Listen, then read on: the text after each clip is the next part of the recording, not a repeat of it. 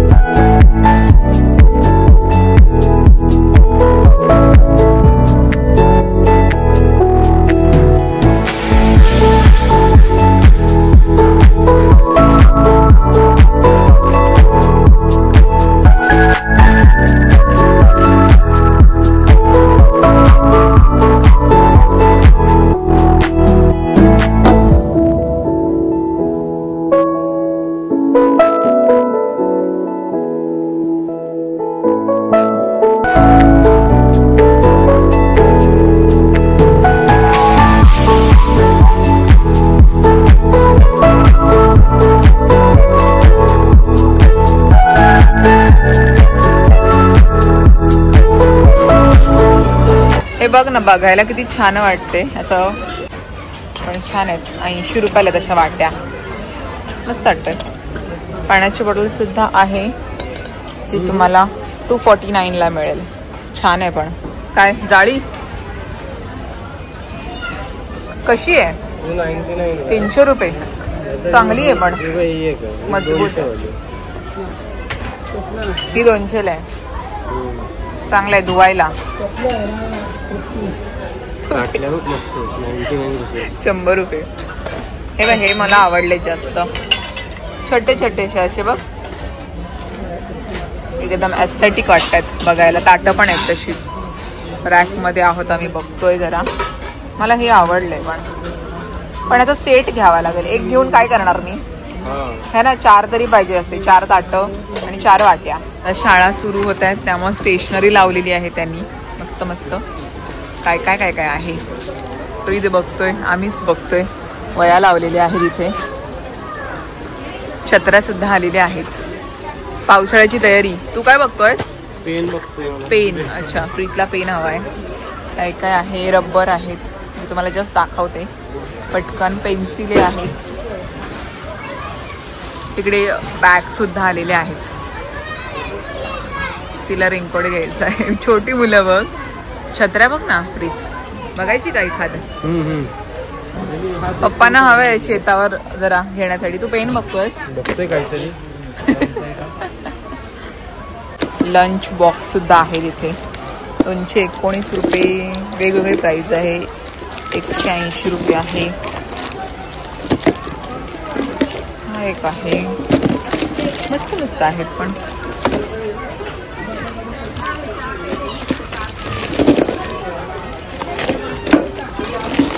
पिंकवाला 219.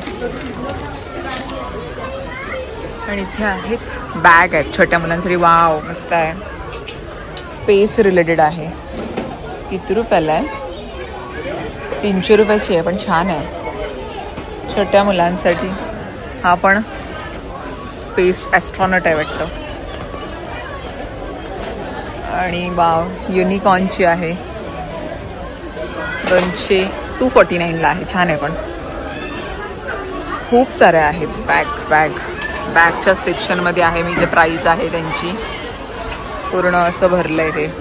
प्रीत कुठे आहे? तू 2-2 ट्राल्या सांभाळतोय. छत्री बघतोय प्रीत. पप्पांना शेतावर हवंय. मोठी आहे ना जरा, पण पातळ आहे कापड. किती रुपयाला आहे? 400. दुसरा बघ ना असं चांगलीवाली काहीतरी. तशाच आहे. अच्छा, कलरफुल रेनबो. ही पण तेवढीच आहे. ही मजबूत आहे, चांगली वाटते. तार वगैरे बघ. पातळ आहे. कापड पातळच असणार रे. आधी घेतलेली ना आपण डीमार्टवरूनच पप्पांना.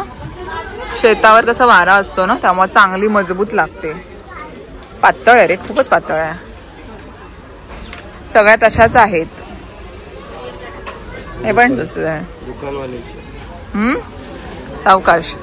ही जरा जास्तच मोठी होईल असं नाही वाटत आहे तुला? बघ केवढी मोठी आहे.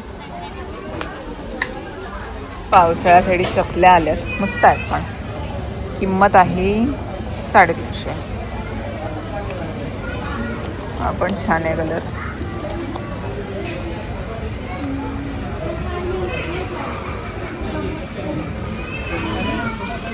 ही पण आहे जी आपण अलिबागला बघितली होती ती. याची किंमत किती रुपये? 250. पण याच्यामध्ये पाणी राहिलं रे.